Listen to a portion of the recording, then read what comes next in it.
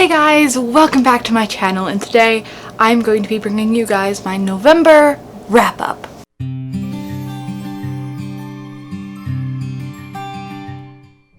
So as you can see, I'm getting ready for Christmas. I am filming this on December 1st, and I'm feeling festive. As for my reading this past month, I didn't do as bad as I thought. I ended up reading the majority of my books in the last week of November, but that got me up from a small number to a more average number, in my opinion. So I ended up reading 5 books this month, and they were all like over 300 and 400 pages, so like they were all decent sized books, and I am pretty content. It was a reading month where there wasn't anything that like was my new favorite, but there wasn't anything below a 3-star, so it was pretty average, and I would recommend all of these books, just they aren't new favorites. I will start in the order that I read them in, since they're all pretty average, and yeah, go from there. So let's get into talking about the books. So the first book that I read is a part of a vlog that I posted, and I will link that wherever side it goes, and that is The Shining by Stephen King. This was a reread for me. This was my first ever Stephen King read that I read in 7th grade, so that was a while ago, and the reread was great. I enjoyed it. It was fast. It was pretty much, there were things I didn't remember, but it was pretty much like the same feeling I got, and I decided I would give this, I think I would give it a 4 to a 4.5 star. I think the 0.5 star would be more from my nostalgia, and so if we're going for the actual content and feeling of the book, it would be a 4-star. And again, this was a reread, and if you don't know what The Shining is about, it's about a family that goes to a hotel over the winter, and stuff starts to happen while they're there. But I'm pretty sure most of you probably know what this is about, so we'll move on.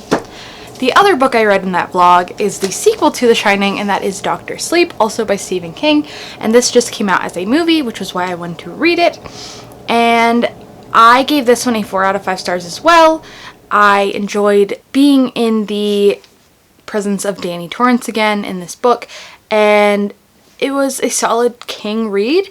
The only thing that I really, didn't like that much was that there was a lot of rising action, which was fine because King does that well, like he makes it still interesting, but I thought that it was just kind of like anticlimactic, and so there wasn't like a big satisfying, like the ending was satisfying, but it wasn't like a giant climax with a very satisfying ending, in my opinion. So that's why I gave this a 4 out of 5. I go into a little more depth in my vlog, so if you want to hear more about it, go ahead and visit that. And I also talk about the movie in that one too, if you are interested in hearing my thoughts. So we will move on to the ones you haven't heard about yet. So the next 3 books were supposed to be for the Buzzword Readathon this month, which the prompt was numbers, but I only read one of these in the span of the readathon because I was very busy. But then I ended up reading the other 2 after the readathon, and so I still read them, it just wasn't during that time. And so I technically did read 3 books with numbers in the title, but not all of them were in the readathon time span. But the one that I did read for the readathon for sure was 3 Dark Crowns by Kendar Blake, and I was pleasantly surprised with this one.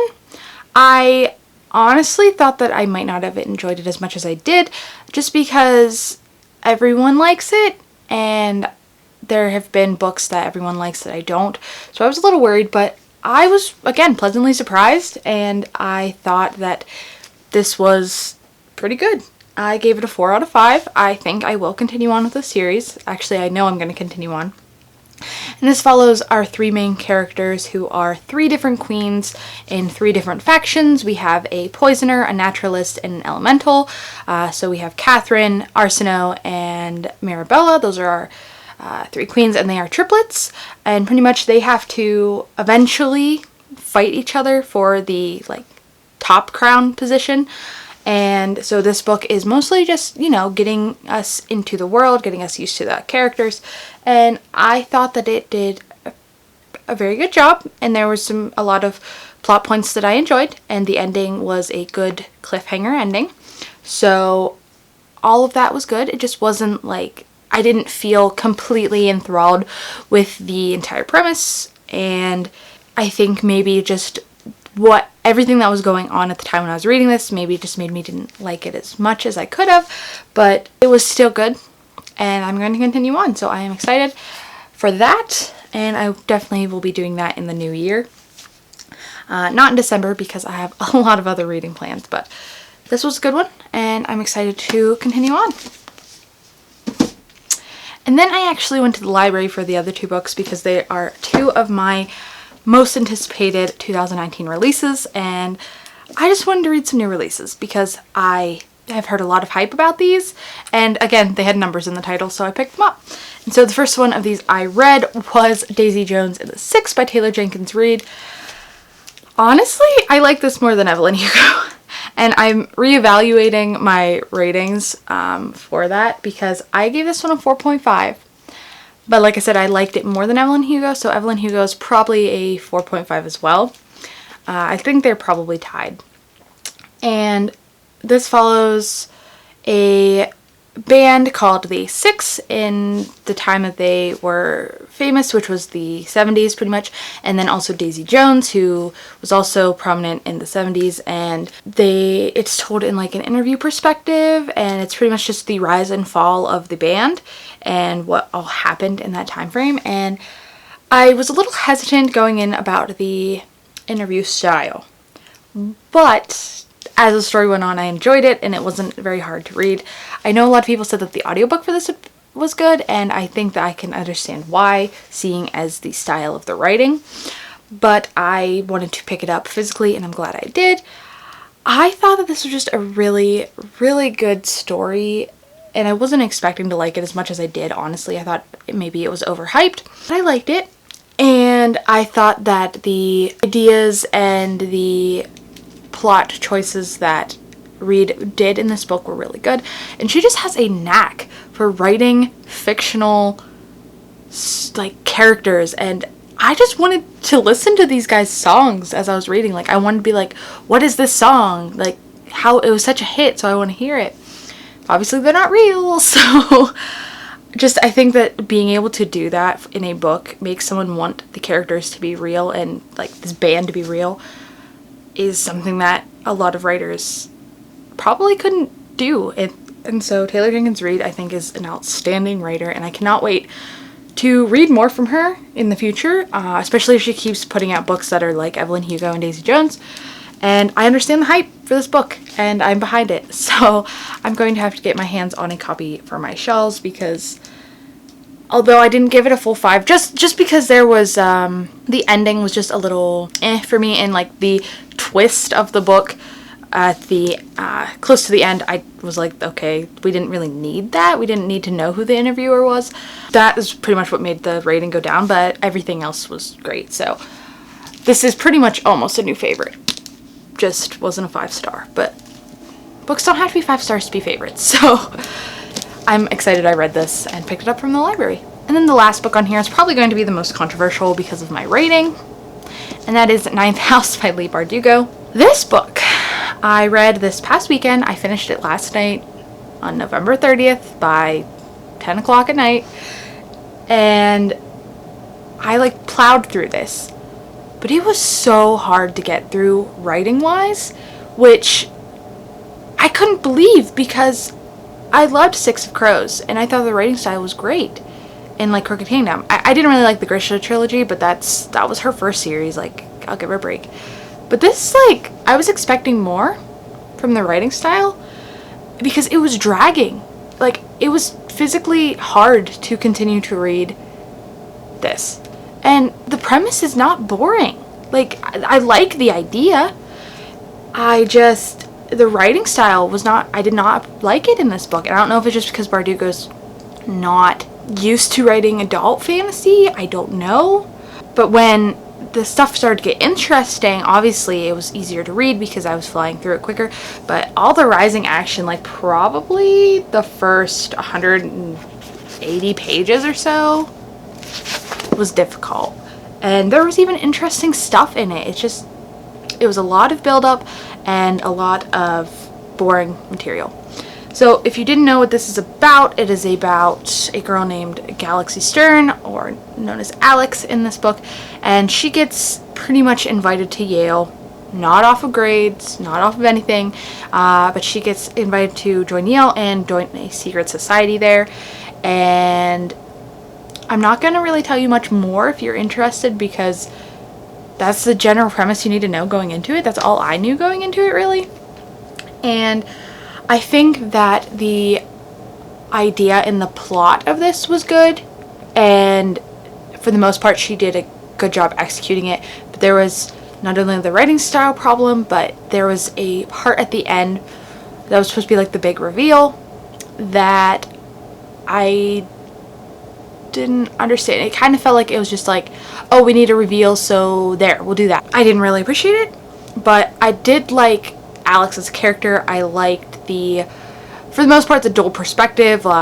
We go back and forth between last fall and the winter time, which is the present, I would say, and then there's some other flashbacks and whatnot.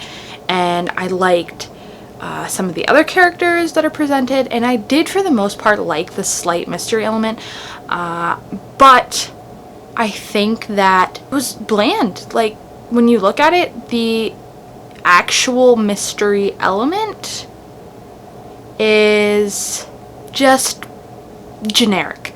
And so that's the general problems I had with this book. I still enjoyed the journey. I still am glad that I read it. And again, I think the standout point of this was the actual premise for the story and the take that Bardugo did with Yale and the society, and the fantasy element really was where she's shown. And I think that's also because she's been a fantasy writer, so she knew what she was doing in that part. But I ended up giving this a 3.5 out of 5 stars. It was just a little above average. It took me a while to get through. I was surprised by that. It's not really that big of a book either. It's 450 pages. I feel like I got through The Shining quicker than I got through this.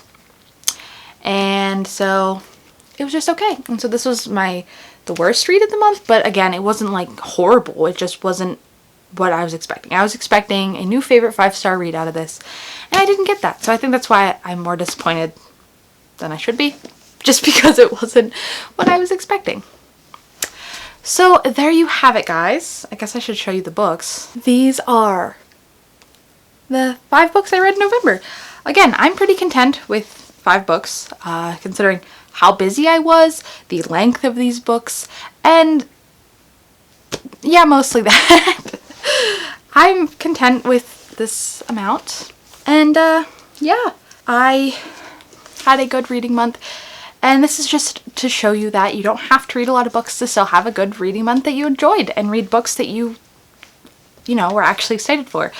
And I'm glad that I got to some new releases. I'm glad I got to a video idea that I had, and I'm glad that I read a fantasy that's been on my shelf for a while, because I need to get to more of those books. But let me know in the comments below if you've read any of these and loved them, or how many books you guys read in November. I would be interested to know. I'm sure I've watched some of your wrap-ups, but I still want to know. And if you want to talk about any of these books, again, comment below, message me, because I always love to talk about the books that I read, because that's what I'm here for, to talk about books. Thank you guys so much for watching. I hope you enjoyed this video, and you will stick around to see more in the future. And if you would like to, make sure to hit that subscribe button, because then you'll be able to see all of my new content. And I definitely have a lot planned for December, so stick around for all of that fun. But again, thank you guys for watching, and I will see you all in my next video. Bye!